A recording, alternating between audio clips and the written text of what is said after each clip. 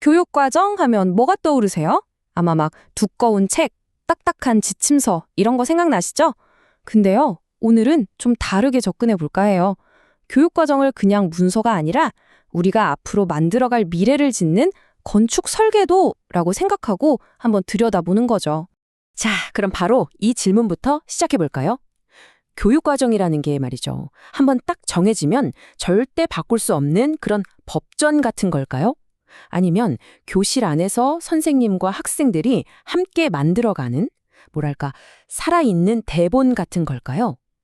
오늘 우리가 이 질문에 대한 답을 한번 찾아가 보려고 합니다. 자, 이 설계도 말이에요. 사실은 딱 한 가지 모습만 있는 게 아니에요. 우리가 꼭 알아야 할 아주 중요한 세 개의 다른 얼굴이 숨어 있거든요. 지금부터 그 얼굴들을 하나씩 만나보겠습니다. 네, 바로 공식적 교육과정, 잠재적 교육과정, 그리고 영교육과정 이렇게 세 가지입니다. 이름만 들으면 좀 딱딱하게 느껴질 수 있는데 이게 도대체 어떻게 서로 영향을 주면서 우리 교실을 만들어가는지 바로 이어서 자세히 알아볼게요. 첫 번째는 우리한테 제일 익숙한 거죠. 바로 공식적 교육과정. 이건 뭐 국가에서 내려오는 지침이라든지 교과서, 교수 요목처럼 문서로 딱 명시된 계획을 말해요. 이건 꼭 가르치세요 하고 정해놓은 거죠. 그러니까 건축으로 치면 건물의 뼈대를 이루는 누구나 볼 수 있는 바로 그 주 설계도라고 할 수 있겠습니다. 자, 여기가 정말 흥미로운 지점이에요. 바로 잠재적 교육과정. 이건요, 어떤 문서에도 쓰여 있지 않아요. 하지만 교사의 말투나 행동, 학교의 규칙, 은근히 경쟁을 부추기는 분위기 같은 것들을 통해서 학생들이 자기도 모르게 배우게 되는 모든 걸 말합니다. 설계도에는 없는데 그 건물에 딱 들어가면 느껴지는 어떤 특유의 공기나 분위기 있잖아요. 바로 그런 거예요. 이게 생각보다 엄청나게 강력한 힘을 가집니다. 그리고 마지막 세 번째는 영교육 과정입니다. 이름 그대로 영, 아무것도 없다는 뜻이죠. 이건 우리가 가르치지 않는 것에 대한 이야기예요. 어떤 주제를 일부러 빼버리거나 아니면 그냥 슬쩍 넘어가 버리는 것. 바로 그 행동 자체가 학생들한테는 이건 별로 안 중요한 거구나 하는 아주 강력한 메시지를 주게 됩니다. 마치 설계도에서 일부러 아주 중요한 방 하나를 쏙 빼버리는 것과 마찬가지죠. 그렇다면 말이죠. 이렇게 복잡한 교육과정이라는 설계도는 도대체 누가 또 어떤 생각으로 만드는 걸까요? 이제 이 설계도를 그리는 두 가지의 대표적인 방법, 그러니까 두 개의 큰 설계 철학을 한번 비교해 보겠습니다. 먼저 하향식 건축가, 랄프 타일러의 합리적 모형입니다. 이름에서 느낌이 오죠? 위에서 아래로 내려오는 거예요. 먼저 큰 교육 목표를 딱 정하고 거기에 맞춰서 내용을 하나하나 구성해 내려오는 아주 전형적인 탑다운 방식입니다. 마치 높은 곳에서 건물 전체의 모습을 그리면서 설계하는 거장 건축과 같은 이미지랄까요? 타일러는 아주 명확하게 네 단계를 제시했어요. 첫째, 교육 목표를 정한다. 둘째, 그 목표를 이룰 수 있는 학습 경험을 고른다. 셋째, 그 경험들을 효과적으로 배치한다.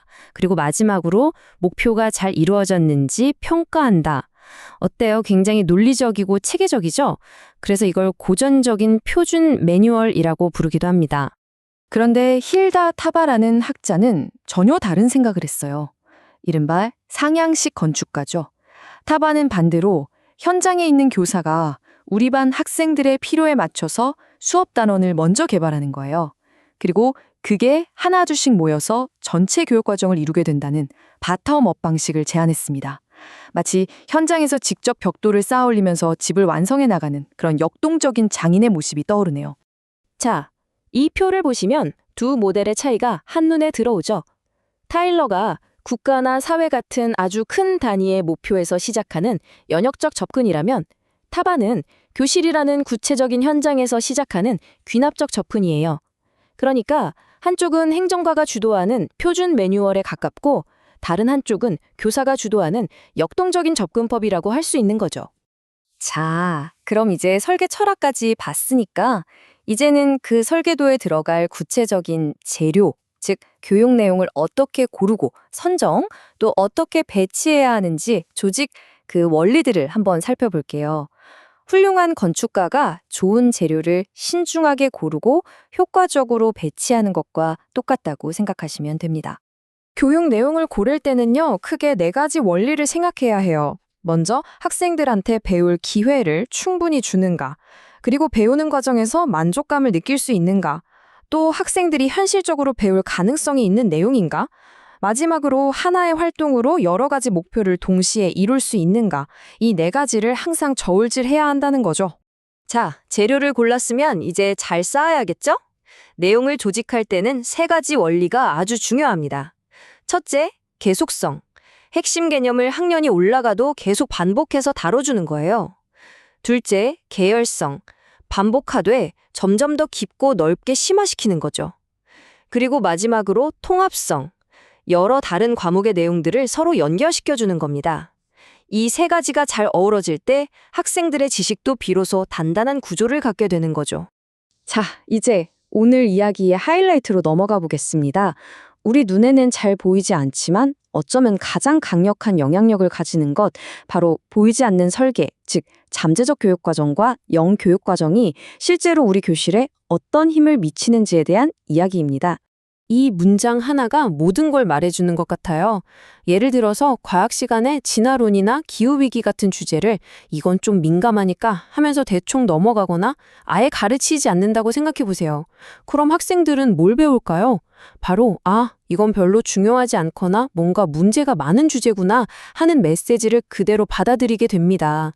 이게 바로 영교육 과정이 가진 정말 무서운 힘이에요. 결국 이런 보이지 않는 설계의 힘은요, 우리 교육의 목표가 단순히 지식을 머릿속에 집어넣는 것, 그것만은 아니라는 걸 보여주는 거죠. 우리가 교육 목표를 이야기할 때 꼭 기억해야 할 3가지 영역이 있습니다. 바로 지식을 위한 인지적 영역, 태도나 가치관을 위한 정의적 영역, 그리고 실제 기술을 위한 심동적 영역이죠. 진짜 좋은 교육과정 설계는 이 3가지를 모두 아우르면서 학생의 전인적인 성장을 목표로 해야 합니다. 그래서 오늘 이야기의 핵심 결론은 바로 이겁니다. 교육과정은요, 박물관에 전시된 것처럼 한번 정해지면 절대 바꿀 수 없는 법전이 아니라는 거예요. 오히려 교실이라는 무대 위에서 선생님이 어떻게 해석하고 어떻게 생명력을 불어넣느냐에 따라서 매번 다르게 살아나는 살아있는 대본이라는 거죠. 자, 이제 미래의 선생님이 되실 여러분께 마지막으로 이 질문을 던지면서 오늘 이야기를 마무리할까 합니다. 교실에서 내가 무심코 던진 말 한마디 혹은 나의 작은 행동 하나가 과연 우리 학생들에게는 어떤 잠재적 교육 과정으로 남게 될까요? 어떤 지워지지 않는 흔적을 남기게 될까요? 이 질문을 꼭 마음속에 품고 돌아가셨으면 좋겠습니다.